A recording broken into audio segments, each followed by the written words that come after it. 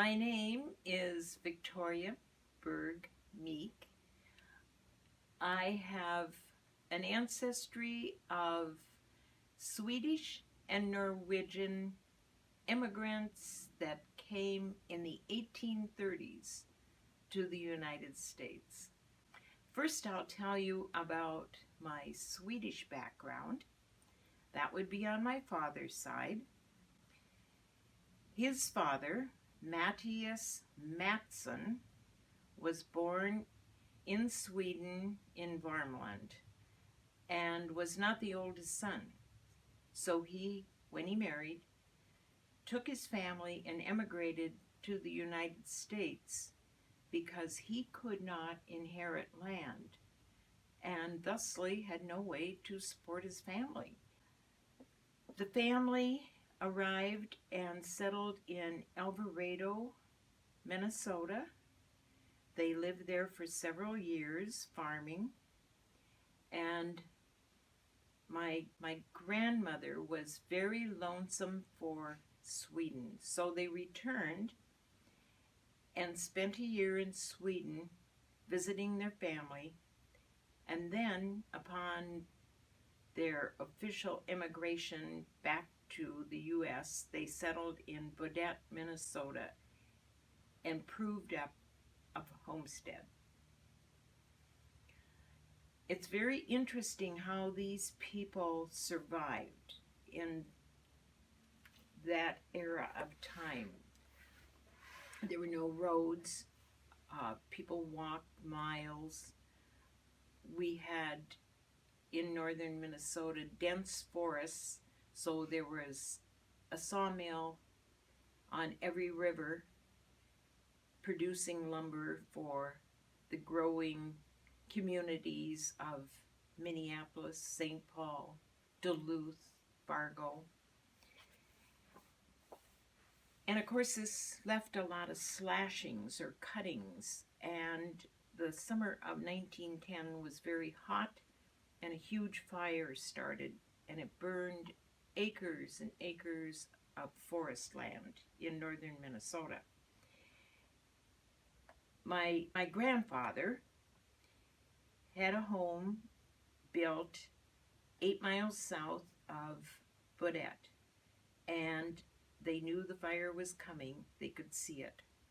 So they quickly dug a hole 4 feet deep and covered it with boards and dirt to serve as a place to avoid the smoke.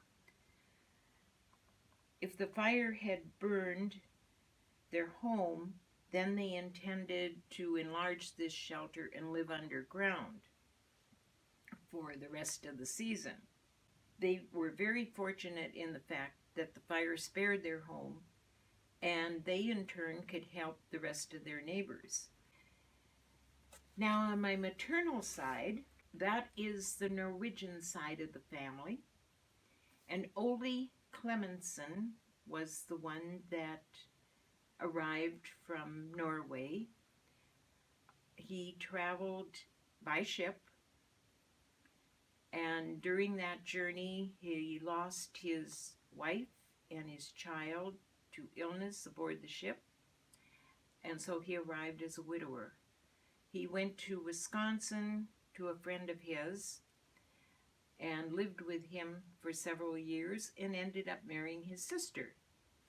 Upon that marriage, they moved to Zumbrota and did their homestead there. They, in turn, had a son by the name of Hellick. Hellick Clemenson was an original pioneer entrepreneur. Very interesting man. He went to northern Minnesota originally because there was talk of gold, but discovered there wasn't any, and instead became employed by the U.S. government as a timber cruiser.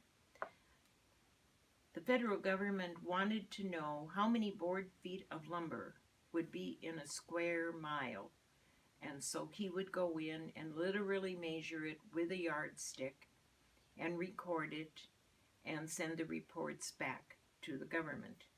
timber was priceless in those days. We were building cities, we were in need of lumber, and every river that could support a sawmill had one. So he recognized that and built on the Canadian side, built a sawmill and procured a contract with the federal government to produce the timbers to build the railroad bridge that Canada was building across the Rainy River. After he completed that venture, he had enough money to move his sawmill to the homestead that he had on the Rapid River. The Rapid River and the Rainy River met, and where they met, there was a very large rapids, and that produced power for his sawmill.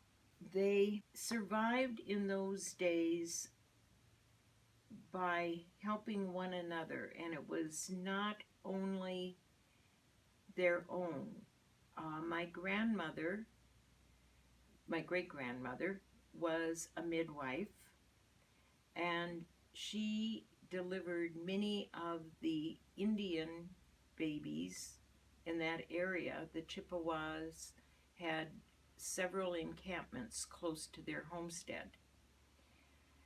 And I just learned recently that my father's mother also was a midwife and delivered babies of the pioneers that lived as neighbors next to them.